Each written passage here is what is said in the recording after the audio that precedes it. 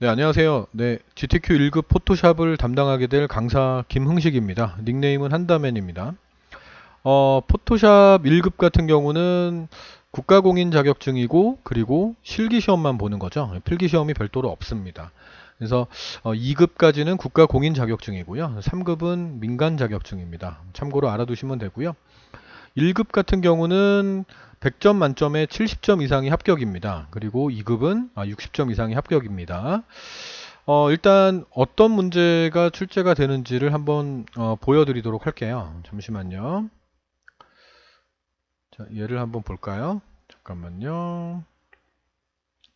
자, 이렇게 한번 보죠. 자, 문제의 난이도를 한번 볼게요. 자, 지금 얘가 1번 문제입니다. 1번 문제는 좀 평범한 문제입니다. 1번과 2번은 평범한 문제이고, 점수 배점은 각각 20점짜리입니다. 근데 1번 같은 경우가 2번보다는 좀 더 난이도가 있습니다. 뭐 2번 같은 경우는 2급 수준 정도를 학습하시면 충분히 풀 수 있는 그런 문제인데, 1번 같은 경우는 뭐 당연히 뭐 다른 거는 쉬워요. 다른 건 쉬운데 펜툴 가지고 이제 요걸 제작을 해야 되기 때문에 요런 걸 좀 어려워라 합니다. 그러니까 이거 지금 요 시험은 간단하게 나왔던 시험이고요. 실제 이제 실제가 아니고 실제 나왔던 문제니까 다른 문제들을 또 보시면 여러분들이 연습하실 거 아니에요, 그죠? 연습하시다 보면 이거보다 좀 더 난이도가 있는 펜툴 문제가 출제되기도 합니다. 근데 이제 이 시험은 보시는 분들이 일단 90분짜리 시험이니까 이 시간 안배를 좀 잘 하셔야 되는데 너무 꼼꼼하신 분들이 있어요.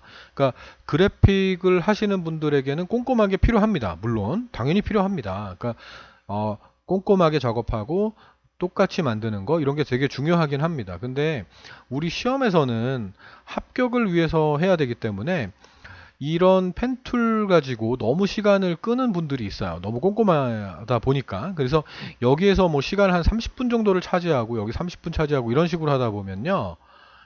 불합격합니다. 그러니까 배점을 좀 잘 파악하고 전략을 잘 짜셔야 된다는 거예요. 그건 제가 나중에 강의하면서 기출문제 강의를 하면서 그때 차근차근 설명을 드리도록 할게요. 일단 1번 문제고 2번 문제입니다. 자, 다음에 3번 문제는 어떤 문제냐면 좀 이렇게 볼까요? 자, 포스터 제작 문제인데 배점이 25점짜리입니다. 그러니까 5점이 더 높은데 얘네들 그 위에 거보다도 조금 더 많은 작업이 필요합니다. 그러니까 예제들도 조금 더 많고요. 효과들도 좀 많이 주고 글자도 좀 많이 넣는 편입니다. 그래서 얘 같은 경우는 25점짜리고요. 뭐 충분히 가능해요. 그러니까 숙달시키는 게 문제입니다. 여러분들 그 작업하라 그러면 포토샵 어느 정도 하시는 분들은 그냥 해요. 하는데 시험에 맞게끔 연습하는 게 가장 중요하거든요. 그러니까 연습을 좀 많이 하셔야 됩니다. 그리고 4번 문제 같은 경우는 배점이 35점짜리입니다. 가장 난이도가 높다고 보시면 되겠습니다. 3번 문제와 마찬가지로 해야 될 일들이 좀 많습니다. 작업할 게 되게 많은데 여기에 추가되는 게 펜툴 작업이 한 번 더 추가가 되고요. 이 펜툴 작업에 패턴이 들어가는 것까지 해야 됩니다. 그러니까 패턴을 넣어야 되기 때문에 많이 어려워라 합니다. 학생들 같은 경우도 마찬가지고요. 많이 어려워라 합니다. 여기에서 시간을 너무 많이 뺏기시는 분들도 물론 있습니다. 그래서 거기에 대한 전략을 잘 짜야 된다는 거고 그건 제가 기출문제 풀이하면서 설명을 드리도록 하겠습니다. 자, 일단 주의사항을 좀 보도록 할게요. 자, 쭉 볼게요. 자, 보겠습니다. 시험 시간은 90분이고요. 형별은 A형을 받을 수도 있고 B형을 받을 수도 있습니다. 뭐 난이도는 뭐 회차마다 좀 비슷하게 나오기 때문에 뭐 큰 의미는 없다고 보시면 되고요. 자, 일단 저장할 때는 본인의 수험번호와 이름 그리고 문제번호를 공백 없이 정확히 입력하셔야 됩니다. 그리고 저장하는 곳은 어, 내 문서 또는 내 PC의 문서에 GTQ라는 폴더가 있어요. 그 폴더 안에 저장을 하시면 되고요. 다른 곳에 저장을 한다거나 이름을 잘못 쓴다거나 그래서 전송이 되지 않는다거나 그러면 실격 처리됩니다. 불합격 처리됩니다. 시험장에서는 알려주지 않습니다. 그러니까 연습을 충분히 하셔야 된다라는 얘기가 되겠죠. 답안 전송 프로그램도 제가 예제 파일로 올려드릴 겁니다. 그래서 그거를 다운받으셔가지고 직접 연습하시는 답안 전송하는 거 연습하는 그런 걸 하시면 뭐 이런 문제가 발생되지는 않을 거라고 봐요. 그리고 문제의 세부 조건은 영문과 한글로 형식으로 표기가 되어 있으니 유의하시기 바랍니다 라고 되어 있어요. 그러니까 시험 보시는 분들이 지금 제가 촬영하는 거는 포토샵 CS6 영문 버전입니다. 근데 영문 버전인데 시험 보시는 분들이 한글 버전으로 그 시험을 보시는 분들도 있고요. 영문으로 보시는 분들도 있어서 문제에 이렇게 나옵니다. 여기서 스트로크라고 이건 영문이고요. 가로하고 선 한 다음에 뭐 획 이거는 한글 메뉴가 되겠습니다. 그러니까 메뉴 이름이 이너 섀도우 내부 그림자 이런 식으로 이너 섀도우는 영문판, 내부 그림자는 한글판에서 쓰는 메뉴라고 보시면 되겠습니다. 됐죠? 그렇게 하겠다라는 얘기가 되고요. 수험자 정보와 저장한 파일명, 저장 위치가 다를 경우에는 전송되지 않으므로 주의하시기 바랍니다. 그리고 답안 작성 중에도 주기적으로 저장을 하셔야 되고요. 답안 전송을 하셔야 됩니다. 그래서 감독위원 PC로 답안이 전송이 돼야 되는데 이게 뭐냐면 감독위원 PC로 전송된 그 파일을 가지고 나중에 다 걷어서 걔를 가지고 채점을 합니다. 채점을 해가지고 약 3주 정도 후에 합격자 발표를 하게 돼 있습니다. 그래서 내가 컴퓨터에 저장한, 그러니까 여러분 시험장에 가면 배정되어 있는 컴퓨터가 있겠죠? 그 컴퓨터에 저장한 그 파일이 아니라 내가 감독위원 PC로 전송을 하게 돼 있어요. 전송을 한 그 PC에 저장된 그 파일을 가지고 채점을 하게 되니까 주의하셔야 되고, 또 시험장 같은 경우는 뭐 상황에 따라 달라질 수 있는데 컴퓨터가 불안정한 경우가 많습니다. 그래서 갑자기 꺼진다거나 갑자기 포토샵이 닫힌다거나 뭐 이런 경우가 생길 수 있고요. 마우스나 키보드가 좀 이상하거나 뭐 그런 경우가 있습니다. 그래서 저장을 수시로 하셔야 돼요. 수시로 하시고, 만약에 그런 경우 갑자기 종료가 됐을 때, 갑자기 꺼졌을 때, 그런 경우는 감독위원한테 항의를 하시든지 말씀을 하셔야 돼요. 내가 이 컴퓨터 때문에 지금 내가 시간을 허비하고 있는데 시간을 좀 더 줘야 되지 않겠냐, 이렇게 강력하게 말씀을 하셔야 됩니다. 뭐 그렇게 해서 해결이 안 되면 인터넷으로 올려야죠. 그죠? 전화하셔가지고 이런 경우가 있었는데 이거 말이 되는 거냐, 이렇게 막 따지셔야 됩니다. 그러니까 자기의 권리를 찾으셔야 된다라는 얘기입니다. 속으로 끙끙 앓고 있고 괜히 하라는 대로 괜히 하면 안 됩니다. 그러면 안 됩니다. 그리고 저장을 중간중간 하지 않으면 그건 수험생의 책임이에요. 그러니까 저장을 계속 하셔야 나중에 컴퓨터가 꺼졌더라도 그 저장한 걸 불러서 이어서 작업할 수 있기 때문에, 저장을 한 번도 하지 않았다 그러면 수험생 본인의 책임이 됩니다. 그래서 저장은 수시로 하시길 바라겠습니다. 답안 문서는 지정한 경로 외에 다른 기억장치에 저장을 하거나 지정된 시험시간 외에 작성된 파일을 활용하는 행위가 있거나, 또는 기타 통신수단으로 이를 타인에게 전달하거나 외부로 반출하게 되면 2년간 응시할 수가 없습니다. 됐습니까? 물론 그런 일을 하는 분들은 없습니다. 뭐 그렇게 하지 마시고요. 시험 중에 부주의 또는 고의로 시스템을 파손한 경우에는 수험자 유의사항에 기재된 방법대로 이행하지 않아 생기는 불이익은 수험자의 책임임을 알려드리고요. 시험을 완료한 수험자는 최종적으로 저장한 답안 파일이 전송되었는지 확인한 후에 감독위원의 지시에 따라서 문제지를 제출하고 퇴실을 하시면 되겠습니다. 답안 작성 요령 같은 경우는 이제 시험하면서 설명을 좀 드려보도록 하겠습니다. 뭐 저장하는 요령이나 이런 것들에 대해서 설명을 하고 있는 거고요. 배점에 대해서 말하고 있는 거고요. 한번 읽어보시길 바랄게요. 그리고 배치 등의 편의를 위해서 주어지는 눈금자의 단위는 픽셀이라고 되어 있습니다. 그 외에는 출력 형태에 따라서 작업하면 됩니다. 그래서 여기 견본이 있는데 견본에 있는 이 눈금자는 픽셀이라고 되어 있습니다. 픽셀 단위라고 그 말을 하고 있는 거고, 언급하지 않은 거는 출력 형태와 똑같이 만들면 되겠습니다. 배치 등의 편의를 위해 됐고요. 문제 조건에 서체가 지정이 없다 그러면 한글은 굴림이나 도듬을 쓰면 되고요. 영문은 아리얼로 사용하시면 되겠습니다. 만약에 지정이 돼 있으면 지정이 돼 있는 대로 하시면 되는 겁니다. 이미지 모드는 RGB로 하셔야 됩니다. 가끔 CMYK로 하시거나 그레이스케일로 하시는 분들이 있습니다. 그러면 뭐 하나만 합니다. 그러니까 반드시 확인하셔야 된다는 얘기입니다. 모든 답안 파일은 해상도를 72픽셀 인치로 하셔야 됩니다. 이거 센치로 하는 분들 가끔 있어요. 말도 안 됩니다. 그런 실수하시면 안 됩니다. 해상도 다르면 그냥 0점 처리합니다. 자, 레이어는 각 기능별로 분할해야 됩니다. 임의로 합칠 경우에는 그 기능에 대한 속성을 해지할 경우나 해지할 경우에는 해당 요소는 0점 처리가 됩니다. 그러니까 레이어별로 효과를 주셔야 된다라는 얘기인데, 그것은 이제 기출문제 강의를 또 들으시면 또 알 수 있는 내용입니다. 자, 시험장에서 주의사항을 좀 설명드리겠습니다. 지금 얘가 CS6 버전인데요. 시험장에서는 초기화되어 있다고 보셔야 돼요. 그래서 얘가 이렇게 되어 있고요. 요게 요렇게 돼 있는 경우도 물론 있어요. 그럼 얘를 누르시면 이렇게 나오게 됩니다. 그리고 모니터가 시험장 모니터가 좀 큰 경우가 있고요. 좀 작은 경우가 있거든요. 좀 크다 그러면 그냥 요대로 작업하시면 되고요. 좀 많이 작은 것 같다 그러면 요거를 우리가 쓸 일이 없습니다. 얘를 우리가 제 강의에서는 얘를 쓰지 않습니다. 그래서 얘를 오른쪽 버튼 누르고요. 클로즈 탭 그룹을 하시면 되겠습니다. 이렇게 하시면 내가 정말 필요한 것만 사용하게 되는 거기 때문에 이 상태에서 작업하시면 되겠습니다. 그리고 난 다음 확인하실 게 뭐냐면 파일을 이렇게 열어보는데요. 여기서 이런 게 이제 예제인데요. 예제가 어디 있냐면요. 라이브러리에 문서를 들어가시면요. GTQ라는 폴더가 있을 거예요. 이 안에서 이미지를 들어가셔가지고요. 여기서 이제 불러내시면 되는데 제가 이거 두 개를 한번 불러볼까요?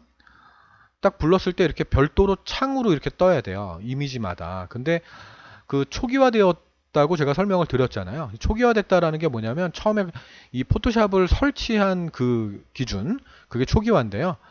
에디트에 가시면 맨 밑에 환경 설정이라는 게 있어요. 프리퍼런스라는 게 있거든요. 여기에 인터페이스를 들어가시면요.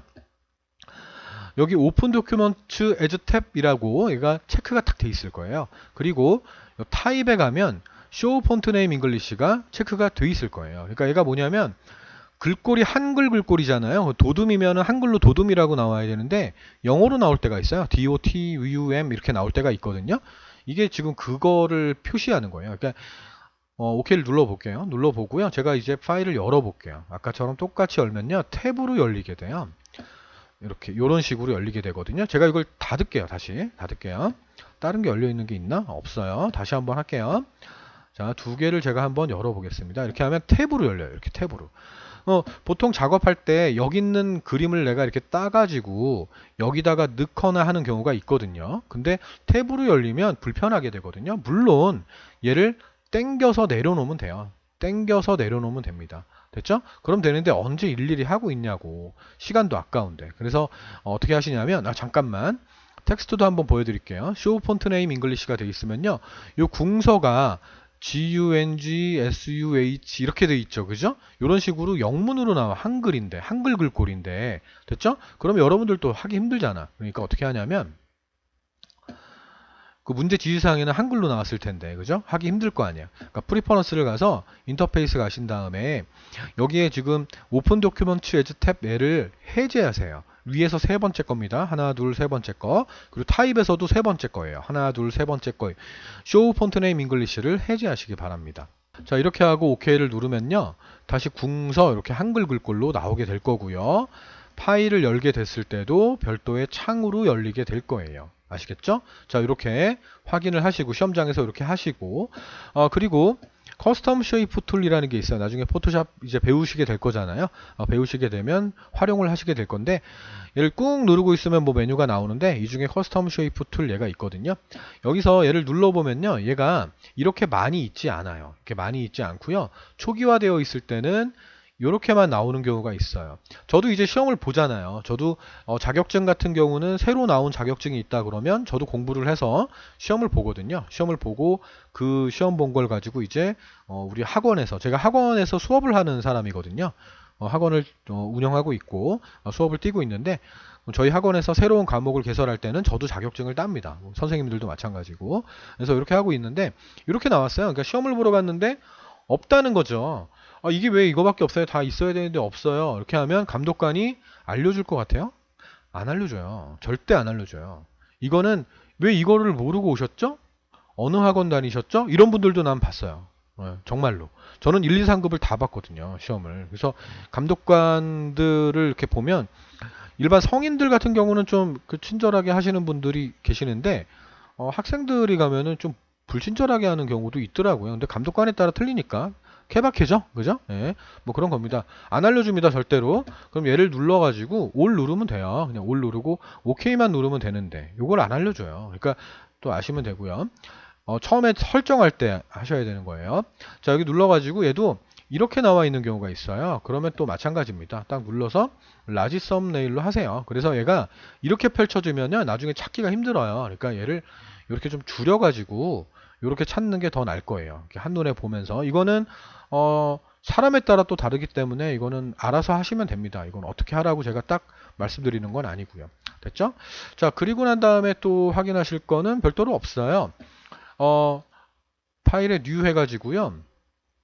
뭐 보통 이제 600에 뭐 400이다, 600에 400입니다, 뭐 400에 600입니다 이런 식으로 해상도를 주거든요. 그러니까 뭐 예를 들면 여기처럼 요 JPG를 기준으로 해가지고요. 요렇게 가로가 400이고 뭐 세로가 500입니다. 이런 식으로 저는 600에 뭐 400을 했지만 이런 식으로 주어지는데 이 상태로 이제 작업을 하게 돼 있어요. 작업할 때 이제 저장을 해야 되잖아요. 저장을 하실 때는 미리 그냥 하세요. 파일에 Save As를 하셔서 여기다 하지는 않고요. 라이브러리에 문서를 가셔가지고 GTQ에다가 여기다가 하셔야 돼. 이런 것처럼. 아시겠죠? 본인의 수험번호 그리고 이름 빼기 한 다음에 1 이런 식으로 저장을 딱 하셔야 되는 거예요. 아시겠습니까? 저는 편의상 1, 2, 3, 4, 5라고 할게요. 수험번호가 이거라고 치고 저장을 합니다. 저장하신 다음에 이제 뭐 부르겠죠? 그죠? 뭐 예제 파일을 이렇게 불러가지고 뭐 끌고 오겠죠? 뭐 이동 툴로 이건 지금 몰라도 됩니다. 전 그냥 막 할 거예요. 자, 이렇게 해서 막 작업하겠죠? 그럼 이제 저장을 하면 돼요. 수시로.